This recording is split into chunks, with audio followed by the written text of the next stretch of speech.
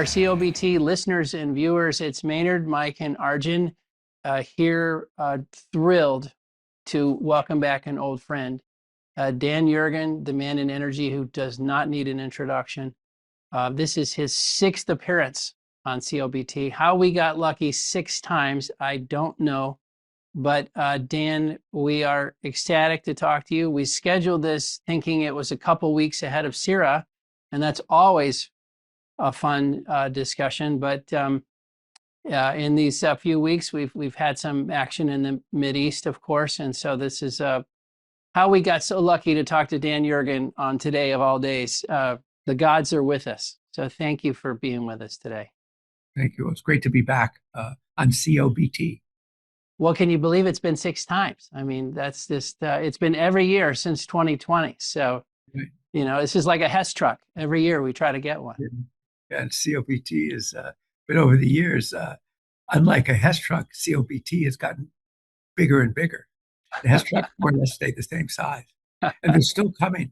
They're still coming. Still coming. Yeah. Well, Mike, there's a lot going on in the market. We want to jump in with Dan, but what would you tell us just as we sit here today, almost 3 o'clock on Tuesday here in Houston? Yeah, you said almost. Oh, well, there's 16 minutes left. Yeah, exactly. So anything could change here in the next 15 minutes. But, throw a lot of stats at you today. But markets are kind of all about Iran. They have been for the last 2 weeks. WTI is down about $11 today. It was down as low as $17 a barrel. We'll talk about why. The Dow and NASDAQ and S&P are all up just marginally today. So kind of give you an idea where WTI is. WTI is trading at around $84, $85 a barrel. Prior to this war, WTI was at $67 a barrel. So up roughly $17 a barrel, or roughly 25%. WTI peaked on Sunday night at around $120 a barrel. That was up $53 per barrel, or up 80% at its peak price. Reason why this is because the Strait of Hormuz is effectively shut. Iraq, Kuwait, Saudi are cutting back on production. We're talking anywhere from 5 to 7 million barrels a day. And that's mostly due to just oil storage constraints and also some pipeline constraints as well. WTI, like we said earlier, is plunging around $11 per day. And I think that was talks earlier today about a potential coordinated SPR global release, anywhere from 3 to 400 million barrels a day. Just kind of give you an idea of SPR coordinated releases. There's only been 5. 2 of them happened during the Ukraine war. 1 happened during the Libya supply issues, Hurricane Katrina, and the first Gulf War. The first Ukrainian release was done 1 month after Russia invaded Ukraine. That was roughly 100 million barrels. It was 30 million by the U.S., 60 million by the rest of the world. So this, if the stories are anywhere close to true, being 3 to 400 million, that would be 3 to 4 times that initial release in the Ukrainian war. I think the other thing is many want to compare this Iranian war to the Ukrainian war and just kind of give you some ideas how it might be different. On February 4th, 2022, Russia invaded Ukraine. Brent price was $82 a barrel. 1 month later was at $128 a barrel. 2 months later at $105 a barrel. 3 months later at $95. Also, the difference this time around is February of 2022. TTF natural gas price, which is quoted in euros per megawatt hour, was at 82. A month later was 192. 2 months later at 112. 3 months later at 195. But it didn't peak until 6 months later at 339. That was up 300%. Last week, TTF was trading at 31. Today it's around 45. So that's up around 45%. If you look at it, interestingly enough, U.S. gas prices are unchanged during this time frame at around $3 an M. The last thing I want to really say about this whole thing is economic circumstances are totally different today than they were, during the Ukraine war. Back then, U.S. CPI was 8%, PPI was 14%, gasoline was $3.50, and diesel was $4 a gallon. 3 months later, CPI surged to 9%, PPI was 18%, gasoline was $4.75, and diesel was roughly $5.75 to $6. The start of this war, US CPI is 2.5%, PPI is 2%, gasoline is $2.95, and diesel is $3.75. Gasoline and diesel are up around 25%, but the thing I want to get here is that pain threshold today was nothing like the pain threshold back then. So there is some differences. Now, as far as energy sector performance, since the start of the war, energy sector is essentially flat. Refiners are up 7%. U.S. LNG companies are up around 5%. E&P is up around 4 or 5%. U.S. oil majors are down 1.5%, and oil services companies are down 4 to 5%. So they're underperforming the move in oil prices. A couple more things, and then we'll be done. If you look at the back of the WTI curve right now, sort of from mid 26 to mid 27, you take out some of this noise. 1 month ago, we traded at low 60s WTI. 3 months ago was high 50s WTI. Today, it's in the high 60s, so up around $6 to $8, $9 a barrel. And I guess people are asking us, where do generalists want to get involved? They're not buying into these stocks at this point in time with this, inflated prices. Are they going to want to buy back in the low 60s per barrel WTI where the strip was back then, or are they going to basically be looking at something different?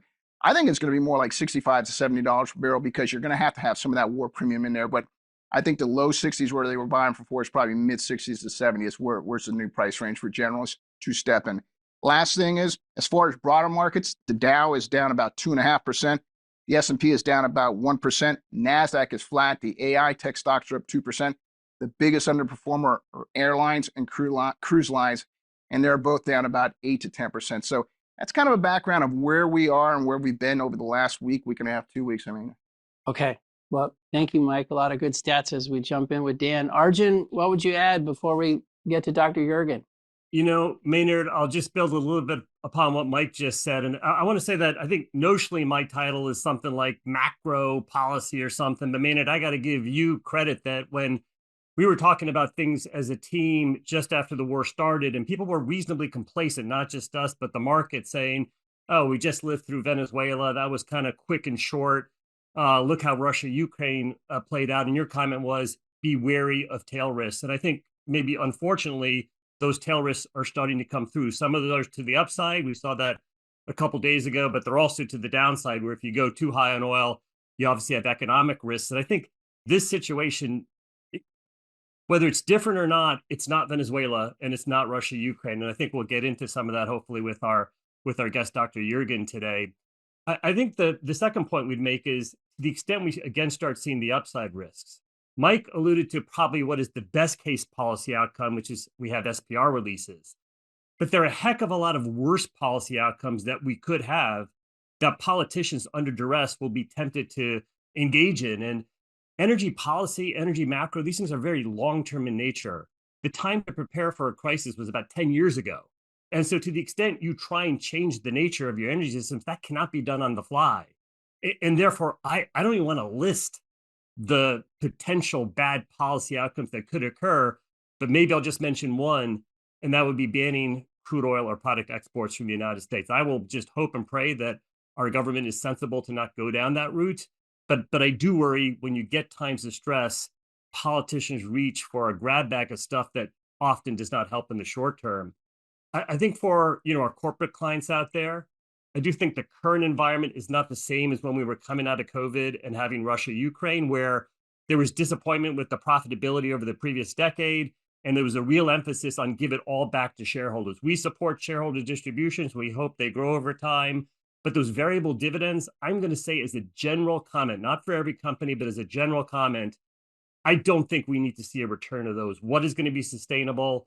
What are the sustainable distributions you have? And really, what are the opportunities through all this noise and volatility to take risk, to figure out what the next areas to invest on? And that's been a key theme of ours.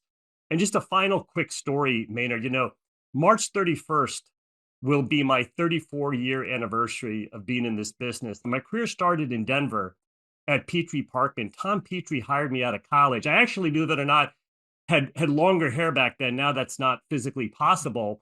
But Tom grabbed me one evening. He had a lot of you in him, Maynard. He's like, he took me as a young guy. He's like, you got to come to the Denver Petroleum Club. The Pulitzer Prize winning author of the prizes there. And he's coming out with this PBS miniseries, and they're going to debut it at the Denver Petroleum Club. So I got to meet Dr. Jurgen. It's about 34 years ago. And I remember it like it was yesterday. I don't expect him to remember me as a 23-year-old kid. I will say the fact that here 34 years later, I've now had this honor to serve on several advisory boards with Dr. Jurgen, and to have the opportunity to ask him a few questions here at OBCT is really an absolute thrill. And with that, Maynard, I'll turn it back over to you. Well, thanks you both. And thank you again, Dan. We are super lucky to have you. The thing that I have been hearing consistently over the last 8 to 10 days here is people were already excited about CERA. We always are. But in this kind of environment with this many moving pieces, in light of these events, CERA just promises to be incredible. And so I just wonder if we might start there, because you guys plan that all year. There's so much going into it. There's so many different flavors and discussions to have. But now we have quite some big variables have been injected into the biggest show of the year. Well, thank you very much, and glad to be with all of you. And Arjun, thank you for your remarks and remembering the launch of the video of the prize. It was funny. At first, I was told that the prize could never be made into a dramatic television, and of course, we did. And it was great to have that premiere there in Denver. So, and obviously, I've had great admiration for your analysis and forward-looking in the energy world, seeing where things were going before others did. I wanted, and I was glad to be on again. So I wanted just 3 comments before CERAWeek, just listening to the comments. First, I think that what Arjun said, I noticed too last week, there was this complacency where, there's this disruption, but people didn't really think through how serious it could be or what the ramifications are. And it took several days for that to sink in. And, this was just another disruption. Second thing, Arjun said, well, what else could happen? Bad policy. So when I did the enduring lessons of the prize for the new edition of the paperback, one of them is bad policies that people do when prices go up. And the first congressional hearing that I could find on high gasoline prices was like in 1922, where the predictions were, we've got to intervene because they're going to go sky high. Of course, the next year prices collapsed. So I would say price controls and congressional hearings on prices, particularly when affordability is an issue, is I would add to your list, Arjun. And the third thing is just kind of how to think where we are in oil prices. Laid out how much they increased since the war. I find myself thinking about how much have they increased since the buildup began in the Gulf. And that was late January. So I still go back to really saying oil prices have really risen from where they were like in the low 60s rather than like that 72, because already anxiety and fear was already building into the price. And I think that gives us a greater sense, at least as another way of seeing what the impact on the market has been of this. It didn't just begin with the war, but it began with the buildup. So these are all things that, we're figuring into CERAWeek. Clearly, we begin the planning in advance. Very big theme is kind of the energy industry meets the electric power industry. The energy industry meets the tech industry. AI comes together, how those pieces. And so we just got a query. This will be the first time we're going to have chip makers in a major role. We'll have both, I think, like 5 people from NVIDIA speaking. We'll have people from AMD speaking. Obviously, the hyperscalers are there not as vendors of cloud services, but rather really because they've turned into electric power companies. And how to interact with them. So that's kind of a big theme. Minerals will be a big theme. We did a study this year on copper we can come back to. And I think copper is part of the energy spectrum right now. And the likely shortfall in copper, given all the demands that are there. So mining, obviously, the return, something that you guys are thinking about, the return of exploration, sort of looking beyond shale is an issue. And of course, the global gas markets, what's happening there. But we'll also have the CEO of Ford speaking about how they see transportation changing. We'll have the whole, senior representatives from the U.S. government talk about policy. We'll have both Democratic and Republican senators there. And we'll hear a lot from CEOs about how their strategies are changing and how they see their market and their role. And we'll hear from major decision makers from the Gulf who are in a very different world than they would have thought 3 weeks ago. So there's a lot there. I'll say we're going to have, I think, some very prominent generals speaking, I think. We'll have very prominent international figures speaking, where we can't quite release their names yet, but I think it's going to be a very rich program and tremendous opportunity, as it always is, for all of us to learn and to expand our understanding of what's ahead and how the energy world is changing. We are truly so excited for CERA and to be a part of all that. Dan, I was wondering, you mentioned policy, Arjun mentioned policy. Arjun, when you said making policy under duress, that expression right there, just almost the implication is it's not going to be good. I was wondering, Dan, because you see the world, particularly the Western world's energy policy making.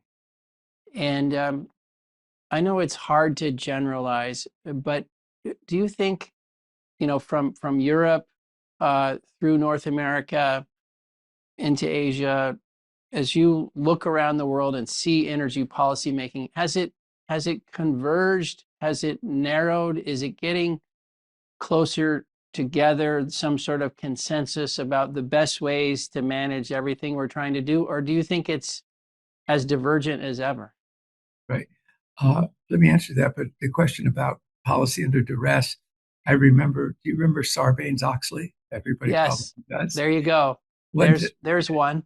One day I ran into Congressman Oxley after he was out of office, and he said that legislation is proof of Arjun's point, which is policy made under duress is not very good policy, and that when you do it under pressure, and I just thought that his name is forever preserved in legislation. And he's saying it. And That's he's funny. saying that he said that's what happens when you try and do things in an unconsidered way. I think I think energy security fell off the table until, as you've noted, the morning of February 24th, 2022, when Russia invaded Ukraine. It had fallen off the table everywhere except in Japan, among the major countries. And I remember the Japanese prime minister had me do an event with heads of state from Southeast Asia, and that Japan really had a fight to prevent the G7 from saying that we want to be rid of natural gas. And that's just a few years ago that complacency was there, and that complacency, of course, was shattered. Obviously, we've seen a 180-degree change in energy policy in the United States from where it was. And I think Europe has a real problem. It's really stuck. And, we're going to have some senior European decision makers there.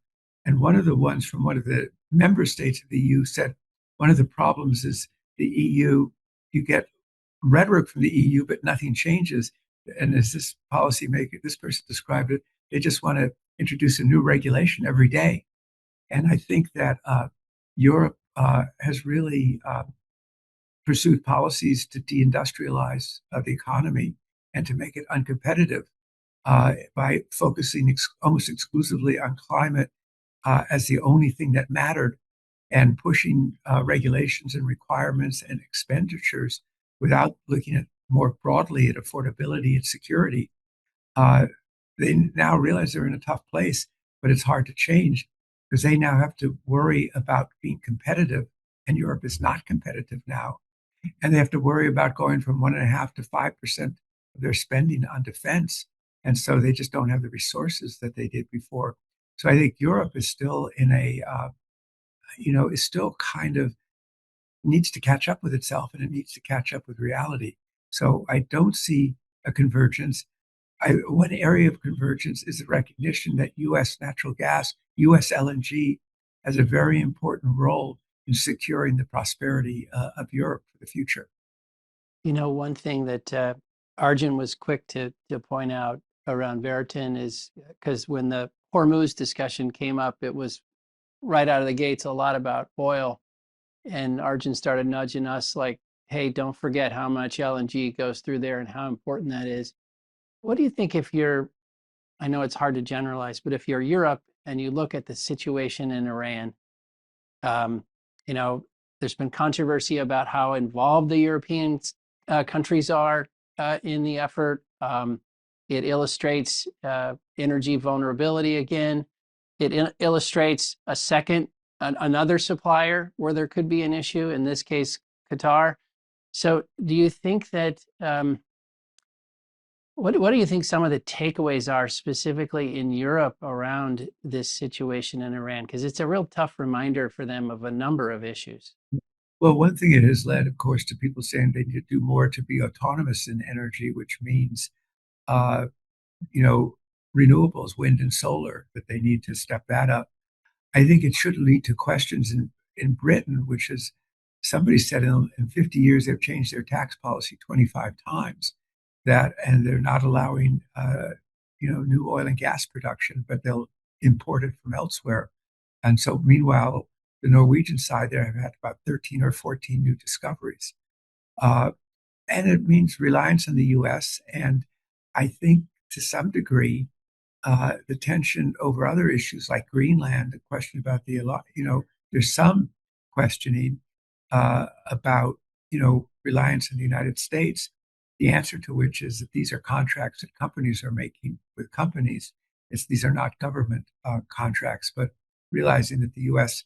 is very important for their energy future. But, they weren't part of this was not a NATO operation that's unfolding, and they're seeing the consequences. The biggest hit is on Asia because 80% of the oil that goes through the strait goes to Asia. 91% of the LNG goes to Asia.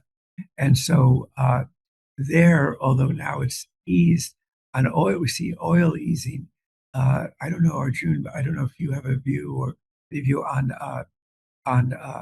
gas prices, because that's really a separate thing. And the gas prices way up, and of course, bidding away ships that were headed, LNG tankers that were heading to Europe, changing directions and going to Asia because of the magnet of price. I mean, I think you've highlighted it. It seems to be one of the key issues here, and I do wonder what it means for Europe. Right? They were sort of hooked on Russian gas, then that went away. Now it's sort of LNG, but you take out Qatar for some period of time. Renewables are certainly one of the things they'll look to, but when I think about baseload power gen, if they don't have domestic gas and nuclear is a 20-year thing, does coal become acceptable in some way? We know how much China's grown their coal. It doesn't seem crazy to say, well, maybe some of that manufacturing capacity is being fueled by Chinese coal could actually be done domestically at a time where LNG has got a greater uncertainty to it, whether it's US or Qatari, and renewables does have its challenges in terms of powering 100% of your economy. Well, that we saw after the invasion of Ukraine that actually Germany went back to burning more coal. There are several mistakes that one now looks back at when Chancellor Merkel was Chancellor of Germany. One of her three big mistakes was shutting down the nuclear, making that decision over a weekend and taking out 25% of your electric generation over time based upon a very short-term decision-making and a political decision-making. I was wondering, Dan, we are not China experts by any means, but China does seem somewhat quiet in all this. I don't know if that's the right judgment, but do you have any impressions of how the Chinese have been reacting, or were you expecting more, or did you see some that we didn't see?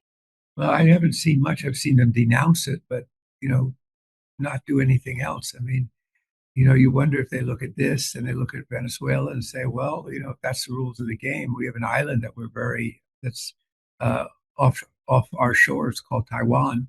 So they're being, when I was in China just before the turn of the year, I certainly saw them looking forward very much to President Trump's visit there and feeling that that they'll get a deal.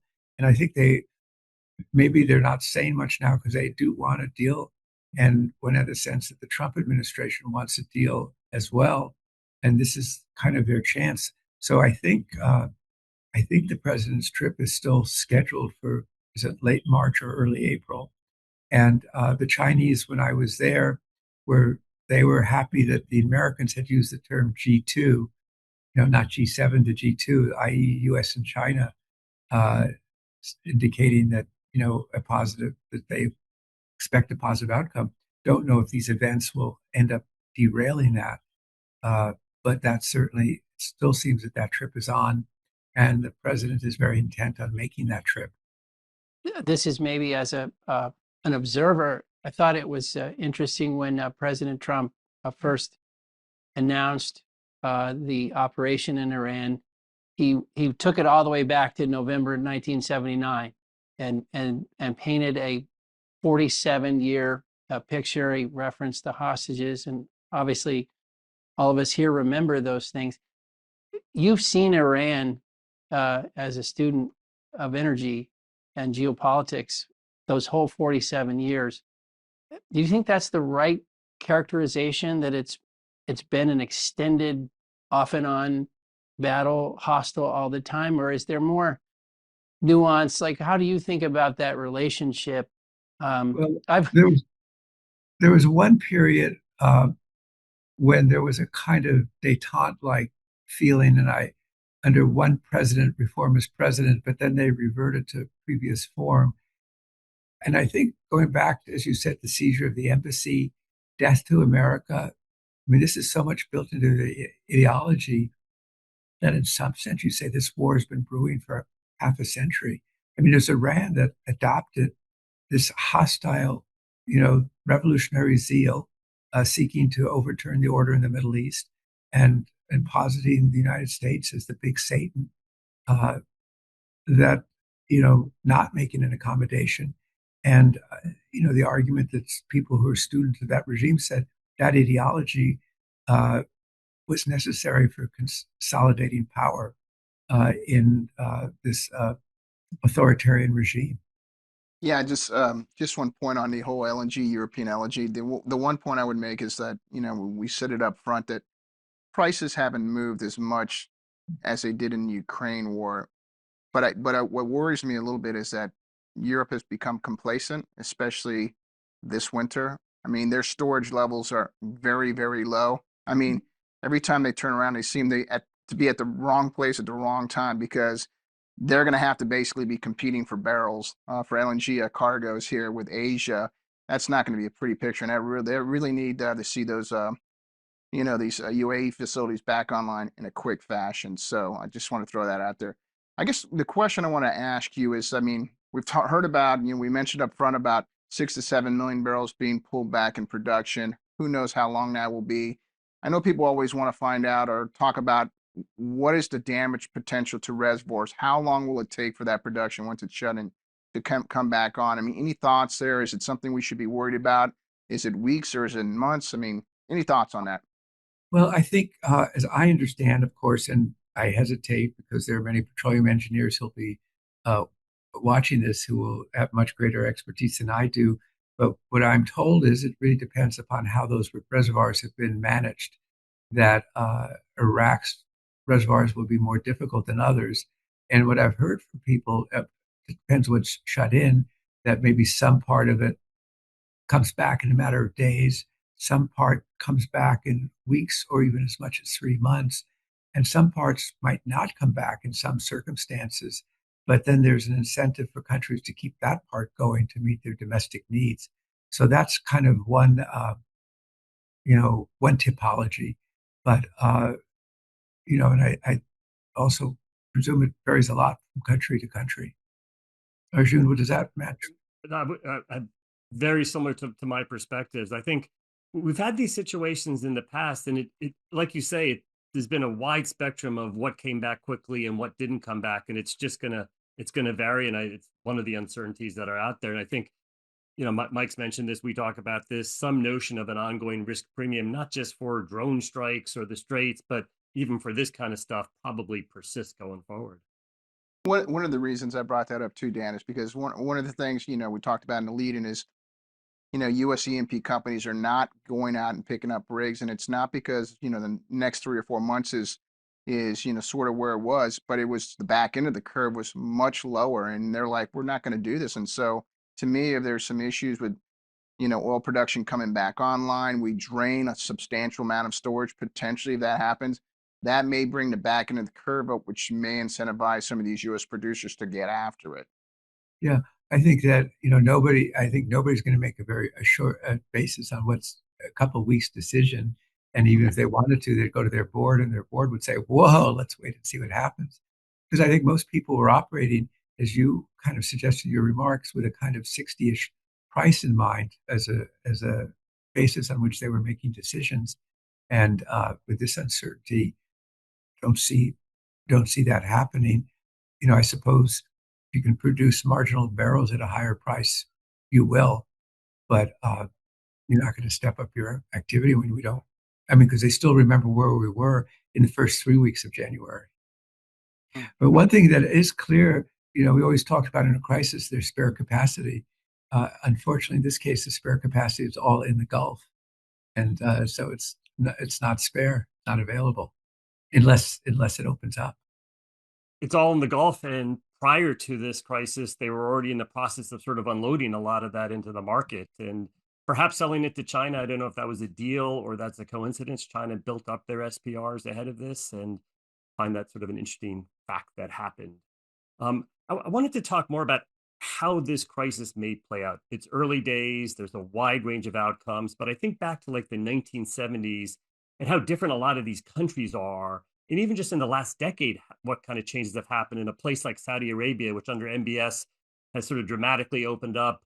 Women are integrated into society. I'll use, I think it's President Trump's phrasing, they've picked commerce notionally over chaos. We've seen the same thing with the Emirates, which is just a massive success story. And on a smaller scale, Qatar and Kuwait.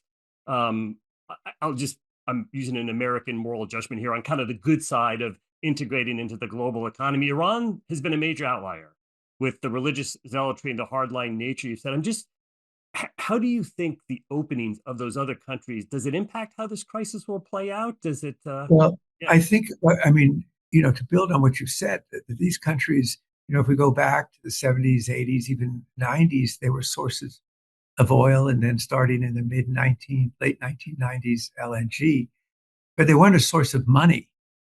Now, their sovereign wealth funds are major players in the world economy. They're, whether if you look at private equity funds, you look at equity investments, you look at FDI, foreign direct investment, they're big players. And so one question is, what role will they play after this conflict is over? How much, and that depends what happens to the domestic infrastructure, how much money will be diverted back into the domestic economy rather than playing this role of capital exporters to the world, in which they're such big players. One of the outcomes of the prior crisis was that east to west, if I have my direction correct, pipeline that Saudi built to go to Yanbu. I'm not sure I'm not sure what the solution is to the straits, and there are never any short-term solutions. Kind of feels like even if you had a change in regime in Iran, in an age where drones are a thing, and it takes one person with one drone to wreak havoc,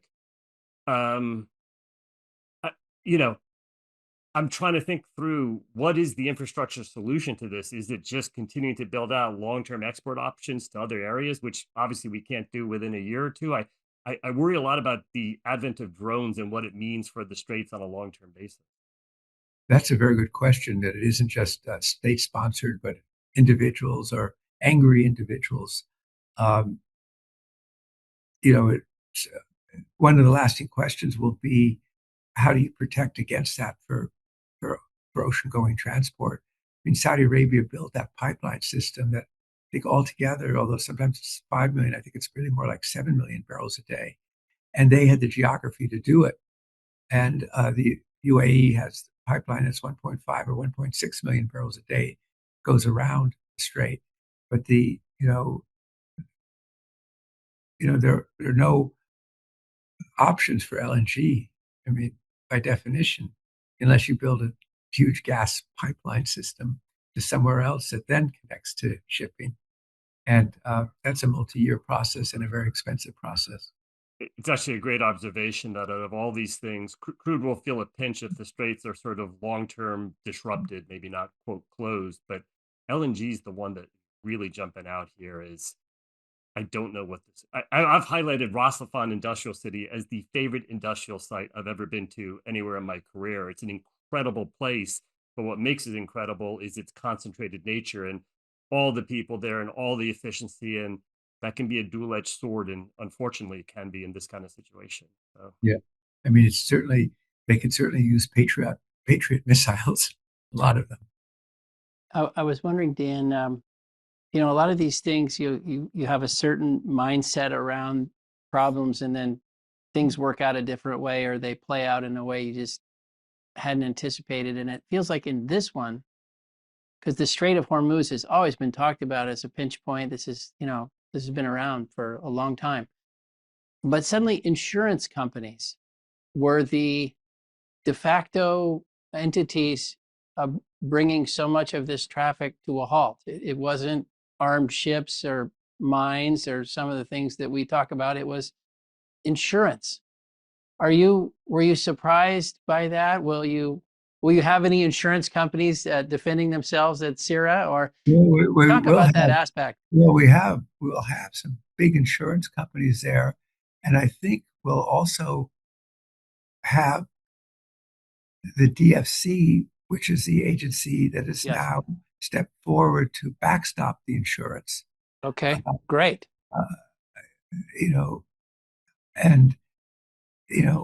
This is something that's being invented as we speak of how to make it work. And will the insurance be enough to convince people, or will it require greater sense of physical security as well? Even if you have a lot of insurance, you don't want your ship to be severely damaged or in the process. But obviously, this is meant to provide an incentive. I don't know. Do you all have a sense of how quickly this is going to be put into place? We've been researching it ourselves and aren't sure. But to your point, it seems like even if the insurance is absolutely there, we keep hearing feedback of you have to have physical, security. Like just being insured won't solve the problem, so to speak. Right. Yeah. And as I understand, the insurance wasn't necessarily canceled. It was just that, but it was de facto. Just the rates went up enormously. Yes. As others did too.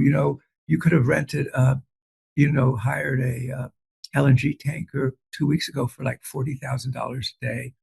Now, at least I heard, it's like $250,000 a day. So the costs go up all along the supply chain. One question, this is a little bit outside the energy realm, but it's a comment that we've heard and maybe thought ourselves, which is the performance of the Israeli military and the U.S. military in a number of actions here has just really been super impressive. And I wonder, you've been watching security and geopolitical and therefore military type issues for a long time. Are you surprised at how well those militaries seem to be executing a number of missions? It's really somewhat striking, the capabilities. You get an immense job of coordination, also to coordinate the two militaries, and then to coordinate the number of planes and the amount of firepower there and the amount of communication that's necessary to do it. I guess that last June, what they did is they knocked out a lot of the basic air defense of Iran, so that it was still challenging, but not as challenging as it would have been had they not done that before. And obviously, this was not something that was cooked up in a weekend. This was months of planning and coordination to get there. I think the Iranians probably thought that the buildup of American forces was pressure and a bluff by Trump, and they didn't really take it seriously. They did, they really didn't think that this was going to happen. Probably partly because their ideology didn't allow them to think that. So this is a really unfair question, so you can just say, I'm not answering. But a couple of weeks ago, with all that buildup, what would you have said about the probability of the U.S. going in? Did it feel just absolutely imminent? And when you build up like that, you just end up using that military power, or has this surprised you? Would you have said something different? Well, I guess by the scale of it, I would have said it should be taken really seriously. This is not just a bluff. This is not just pressure on the negotiation. And, uh, the amount of expense and the scale of it should have been certainly taken more seriously by the Iranians, whose style of negotiation was to keep negotiating, and not come to a deal. And one other thing, you've also watched the Mideast obviously for so long, and one thing Iran has done here with the missiles hitting a number of, hitting the UAE, hitting drones, hitting Saudi, they have been hitting people who are not directly involved, and it seems like that's what caused a lot of the concern over the Straits, but it also it aligned everybody against them, arguably. Like, are you surprised at some of the actions that Iran has taken by hitting other Gulf states? Yes and no. I mean, yes, in terms of their relationship with those countries, the fact that Dubai, UAE sits on a lot of their economic resources. What are they thinking? But it seems to me that what they've decided to do is by attacking oil, attacking those countries with, as we said, their economic heft, they're really also trying to attack the world economy and create the economic conditions and create the panics and so forth. And the specter of what I wrote the other day in the Financial Times of the nightmare scenario, that that would create the pressure that would lead so great that the U.S. and the Israelis would be forced to stop. It seems to me that that's kind of like their Hail Mary pass. It's just so striking that the alignment seems to be, and some of this started with the Abraham Accords, but you have Israel and these Gulf states and the U.S. seemingly all quote on the same team, and I suppose it's the Israel part that's really striking, that somehow this is now okay. They're an accepted member of quote the team. I don't know if I'm overstating it, but Well, I think there was. I don't know if it stopped or after October 7th and everything that followed. But there were a lot of daily flights between Israel and Dubai, and people going back and forth all the time. It became kind of a normalization of that. Obviously, but we're focused on the Iran war, but it's also, of course, there's a war going on in southern Lebanon between Israel and Hezbollah, which is was created by Iran as part of their proxy network. There's so much coverage, Dan, of Iranian, sort of the Iranian diaspora around the world, the people in various places who had to leave the country. Do you ever bump into that community, talk to those people? Anything that you would share from all that? Well, only their hatred of the regime and how it's ruined the country. It's ruined the prospects, because Iran really was on track to, under the Shah, with all the drawbacks and his authoritarian and imperial, uh, pretensions and everything, was on track with its education and its connections to the outside world to be a formidable country. And, as now you say about it, to think, look at Dubai, look at Abu Dhabi, look at those countries, what they've done. Imagine Iran had been integrated into the modern world instead of declaring war on the modern world, which is what it's done ever since the advent of this Islamic regime. That's a fascinating point that these are my words, but listening to you, 1979 Iran was out in front, modernizing, commercializing, like it was what would it have looked like today? That's an incredible Well, point. and actually, as we say it now, yeah, 1979, Dubai was not what it is today. Those countries were not, but it was Iran. Its students were studying nuclear engineering at MIT. They were connected, connected to the world economy. And of course, the Iranian diaspora has turned out to be a very dynamic part of the global economy. And, I had never thought about it that way. If you compare them, it was like this, and then it was like that. Mm-hmm. Well, we know you've got to get back to CERA planning, and you need your rest because the world needs you right now, Dan. But Mike and Arjun, wrap us up. What else would we close with? Yeah, maybe one last thing. I mean, obviously, most people are going to expect a lot of the conflict and everything that's going on in Iran is going to be the subject of the CERA conference. But maybe give us an idea of what maybe the second most talked about or third most talked about subject will be at the conference as you think about it, as you were thinking maybe 2 or 3 weeks ago before this happened. Yeah. What are those areas? Well, I think that it is the role of gas, the role of electricity and AI. And that's what we said, that it's convergence and competition.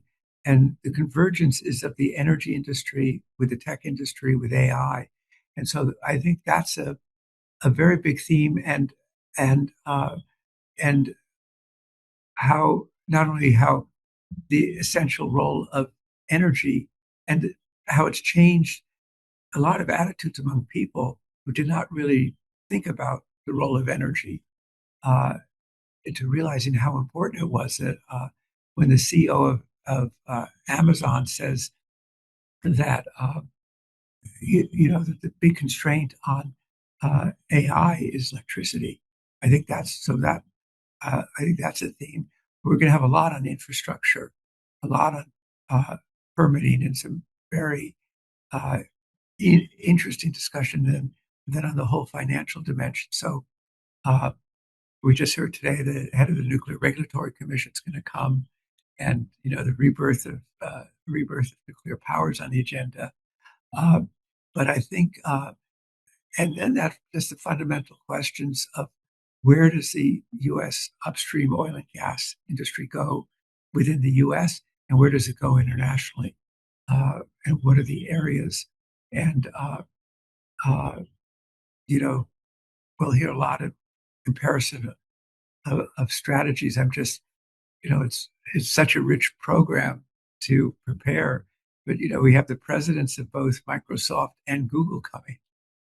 That's not what would have happened 10 years ago. What is an energy conference? That's actually amazing. They're coming. It's honestly one of the things that gives me the most hope about this sector, what you're highlighting about the convergence of technology and power and traditional energy and all the critical minerals, where we started with sort of policy and the fear of bad policy. I think one of the things that happens, especially during the prior low price periods, and it's really from an American perspective, one of the things I find most odd and most frustrating, that somehow something like fossil fuels gets tagged as quote Republican and renewable gets tagged as quote Democrats. And we're fighting over energy sources versus maybe a more traditional fight of market-based solutions versus regulation and that kind of stuff. And I'm going to give my hope, and I'm curious if you agree, that the tech sector can help us break through that divisiveness that we have about energy. Doesn't mean we're not going to argue over what we should do or what taxes we should have or any of these kind of things. But do you share a hope that the tech sector is actually going to be probably the best thing to happen to the energy sector in a long time? I think it's really because the tech sector was sort of sectarian in its views on these things. And I love the point you made, because I was hoping that we could, I don't know if it's not the right word, get rid of the ideology about energy sources and just say it's practical. It isn't that one is better. It's what meets the need. And I also like your dichotomy between market solutions and policy-driven solutions. So that's my hope. And part of it, we've talked about the executive conference, but there's also the innovation agora where we had 250 startups last year. And that's where you really feel the hope and excitement in terms of people, whether they're startups, whether they're people finishing their PhDs or leading companies kind of pushing their technology. And, basically people looking and developing solutions. And that's what makes one more optimistic. And, and I think your point about this convergence of the tech industries and the traditional energy industries, and of course, think about the gulf that existed because the tech industries were not big capex spenders. Suddenly, they're the biggest capex spenders.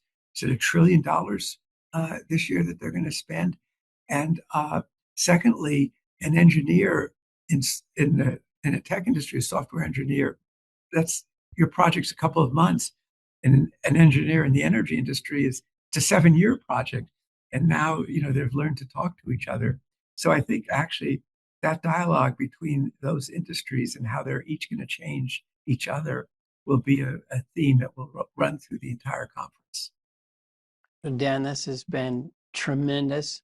I can't thank you enough. I know there's all three of us. I've been watching our facial expressions. We've been like, there's one, such interesting points. Tell us how you make it through CERA. What energy drink or special vegetables, or how do you get sleep? Like, it's incredible. You personally, what you go through those 5 days or 6 days, how do you do it? Well, I think it's so intensely interesting.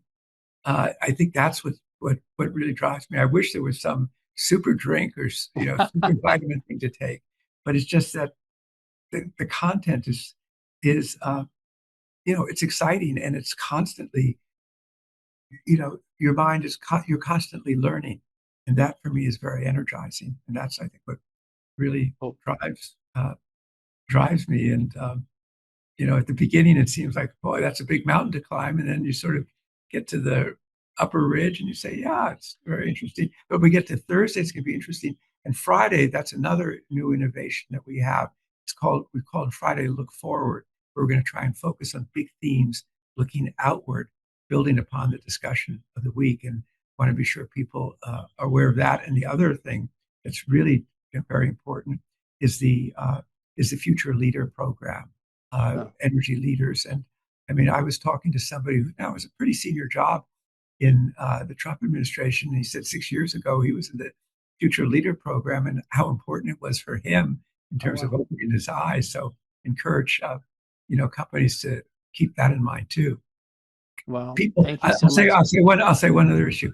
People, talent is also going to be a big topic. Huge. You've given me an idea though, guys. I think we need an energy drink called the Jurgen, and we'll put all this great stuff in it, all natural, and it'll just give you all this great vitality and get you excited to learn. So we're going to work on that, Dan. Okay, well, thank you. Great with being with you, and look forward to seeing you and many of the people on COBT at CERAWeek. So thanks for this opportunity to come back and talk about. Dan, you're fantastic. Thank you, everybody.